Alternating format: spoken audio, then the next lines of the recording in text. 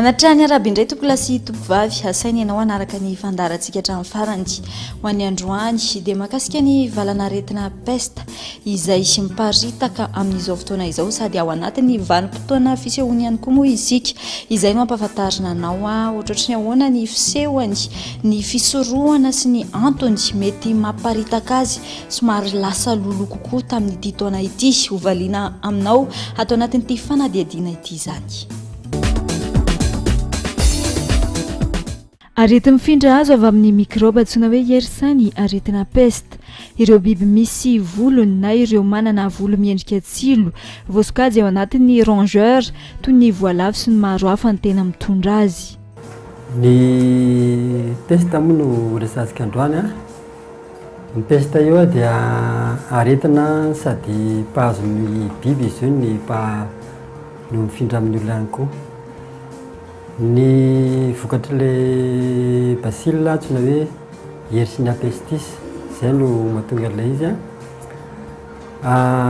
Mpahazon'ny biby ilay antsoina hoe rongeur sauvage ilay izy, izany hoe ny ireo biby misy volony dia mampinono izany. Karazany misy eo amin'ny karazany 200 eo izany maneran-tany no tena anisan'ny voan'izy io fa ny 70 amin'ireo tena hoe mitondra an'ilay izy tanteraka foana izany misy foana an'ilay izy. Dia raha amin'ireo zao anisan'ireo ilay any an-dafy izany karazana reny bitro ireny zao ohatra, fa raha eto Madagasikara dia ny voalavo izany no mitondra an'izay peste izay. Ny parasy izay mitsetsitra ny rano ireo biby toy ny voalavo ireo ka mamindra azy amin'ny olombelona no anisan'ny fomba fifindran'ny peste.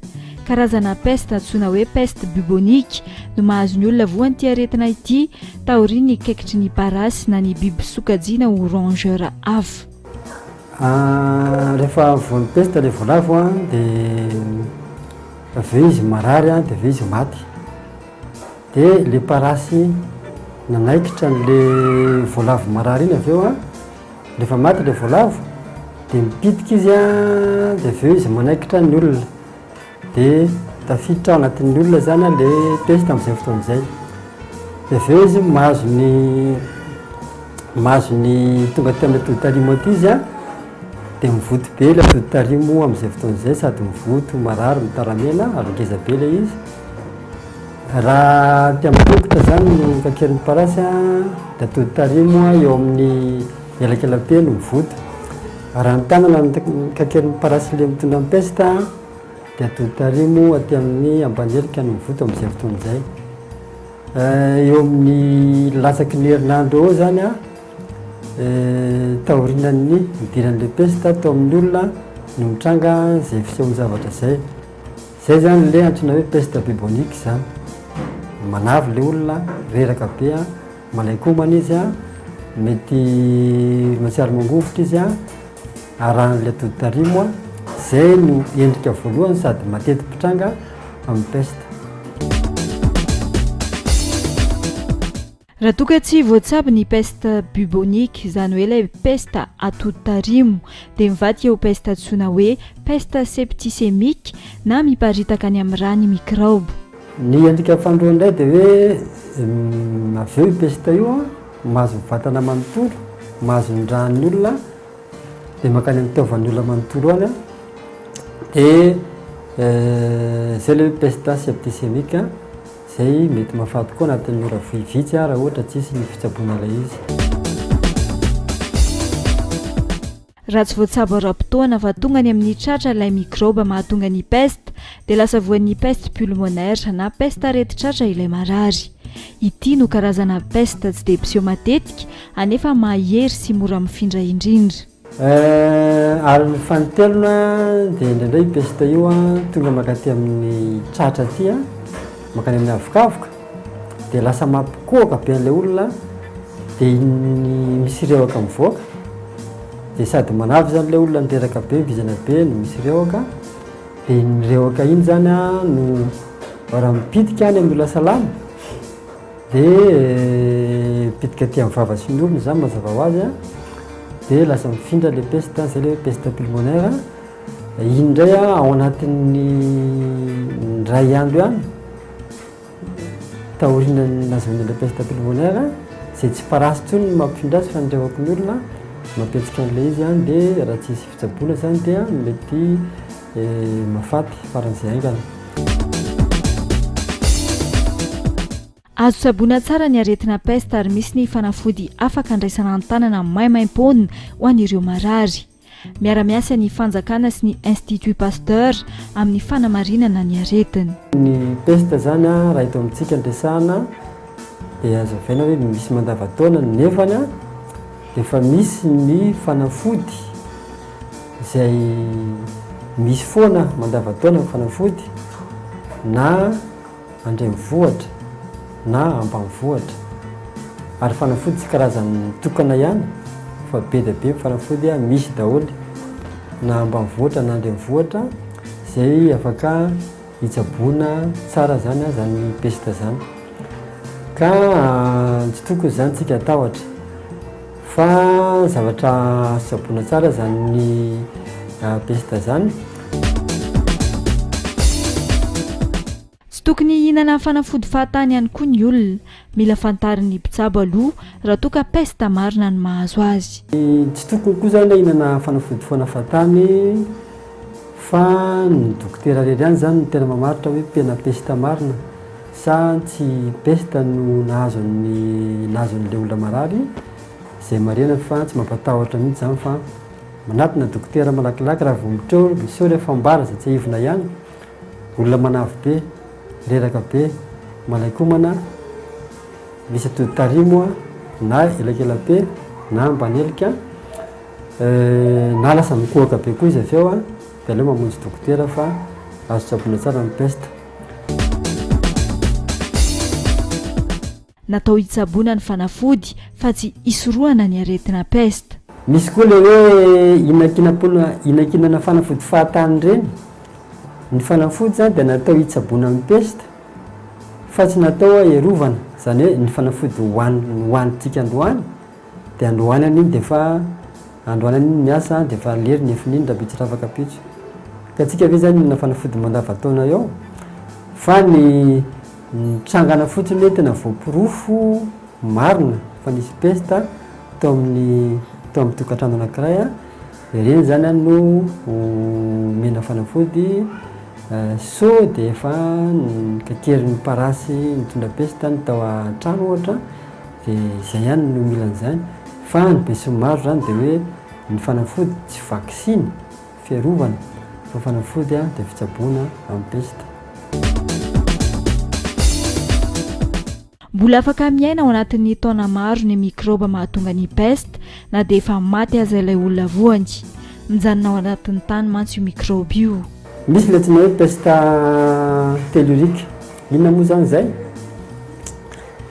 Ny mikrobana peste dia afaka mijanona fotoana maro be, amin'ny taona maro mihitsy eny amin'ny tany mangatsiaka. Izany hoe raha misy zany voalavo matin'ny peste na misy olona matin'ny peste ka tsy fantatra hoe peste nahafaty azy dia avy eo ny peste iny lasa rehefa tonga amin'ny fahalovana marina fa amin'ny peste zany raha ny voalavo na ny olona anankiray sendra hoe marary ny peste ka maty tsy voatsabo dia mbola afaka mijanona matanjaka be ao anatin'ny razana efa mialoha izay peste zay. Fa misy ilay antsoina hoe peste voalazako teo hoe peste tellurique izany hoe ilay mikrobana peste rehefa tonga amin'ny fahalovana dia lasa mipetraka ao anaty tany ao anaty tany mangatsiaka eo izy dia mijanona amin'ny tany mangatsiaka izy. Rehefa tonga amin'ny fotoana mampirongatra indray ny voalavo sy ny parasy mafana ny andro tonga ny orana dia ilay voalavo miserasera amin'ny tany io mihinana potipotika aniny eny dia lasa mifily indray makany amin'ny voalavo ny peste dia izay indray mampirongatra an'ilay peste. Ny famadihana ihany koa dia anisan'ireo antony mety hampirongatra tsy na ny peste raha toa ka ity aretina ity no nahafatan'ny razana sasany ao amin'ny fasany. Mety tsy nahafantatra io antony nahafatesan'ny havan'io anefa ireo taranaka. ny olona maty rehetrarehetra na ndre mivohatra na mba mivohatra tsy voatery foana hoe mahita dokotera izy alohan'ny hafatesana. Ary misy koa raha maty tsy efa maty izy fa miantso dokotera, mety tsy fantatra hoe inona nahafaty azy, indrindra fa any ambanivohitra. Ka raha indray ary maty mipesta ilay olona nalevina tao amin'ny fasana io, izay mety mitrangy zany, mety misy zany. Dia avy eo rehefa tonga amin'ny fotoana famadihana, dia ilay olona maty mipesta iny lasa misy an'ilay antsoina hoe pesta mivadika hoe pesta tellurique rehefa avy eo. Dia ilay fikirakarana-drazana iny mandritra ny famadihana dia anisany mamparitaka indray ilay mikrobana pesta, izay lasa mifondra pesta, mampifondra pesta, dia makany amin'ny voalavo indray iny dia mampifono pesta. Reto kosa ny fomba fifindran'ny peste araka ny nambaradiny aloha, mety ho amin'ny alalan'ny kaikitry ny parasy na biby hafa. Ny fomba fifindran'ny peste zany dia fomba anankitelo. Veripiana ilay izy hoe ny fifindrany voalohany dia le hoentin'ny parasy, izany hoe le marary voan'ny peste ny voalavo anankiray dia kakerin'ny parasy izy dia avy eo maty ny voalavo voan'ny peste iny nefa ny kakerin'ny parasy dia parasy io avy eo mitondra an'ilay peste. Dia avy eo ny parasy iny satria maty ny voalavo izay nitoerana dia mipitika izy dia izay kakeriny rehefa avy eo voan'ny peste daholo, na izy makany amin'ny voalavo hafa dia voy ny voalavo iny, na izy makaty amin'ny olona kakerin'ilay olona dia voy ilay olona. Mety ho amin'ny alalan'ny rora sy ireoka ihany koa. Tsy mijanona hoe ny peste iny raha ohatra tsy mahazo fitsaboana, fa avy eo lasa mahazo vatana manontolo, mahazo ny rà manontolo dia mety tonga aty amin'ny tratra. Tonga aty amin'ny tratra izy dia lasa mampikeoka be an'ilay olona, ankoatran'ny hoe fanaviana be, fanaviana, reraka, malaikomana, mety mangofotra sy ny sisa. Dia le rewaka rehefa mikoky dia mamoaka rewaka. Tsy hoe zany hoentin'ny rivotra ilay peste dia mifindra amin'ny rivotra, fa le rewaka mihitsy izay misotrikaretina rehefa mikoka ilay olona ka tonga dia voasitony olona salama, mety mipitika any amin'ny vavan'ny olona, mipitika any amin'ny oron'ny olona, dia izay no hoe mampifindra an'ilay izy. Samy tompona andraikitra amin'ny ady sy ny fiarovana amin'ny peste andrehetra. Fanajana ny fahadiovana sy ny famonoana amin'ny bibikely mety hamparitaka azy no anisan'ireo fanefitra amin'izany. Ady amin'ny peste zany dia sady ady amin'ny voalavo no ady amin'ny parasy. Fanadiovana ny tanàna ao tanàna mba tsy sy ny parasy, dia tsy fanasivana potikanina eny ao an-trano na any manodidina satria ireny mazava ho azy ireny no mahatamana ny voalavo zany. Dia famonoana zany ny parasy ny voalavo, amin'ny famonoana parasy voalavo vonoina aloha ny parasy izay vao vonoina ny voalavo, satria raha sandraka hoe maty ny voalavo dia mipitika amin'ny parasy izay famonoina ny voalavo dia makaty amin'ny olona. Dia ny ady koa midory tanety, satria rehefa maina ny tanety moa zany rehefa maina ny tanety dia lasa ngazana ny tany, tsy mamokatra intsony. Rehefa may koa ny tanety dia tsy misy intsony zany ny ala hiaro ny tany dia koa andrika ny tany. Rehefa may koa ny tanety dia mafana ny andro satria tsy misy intsony zany ala misintona orana ankoatran'izay. Fa rehefa may koa ny tanety dia tsy misy intsony zany ny tanety efena amin'ny voalavo dia miakatra izy makaty an-tanàna.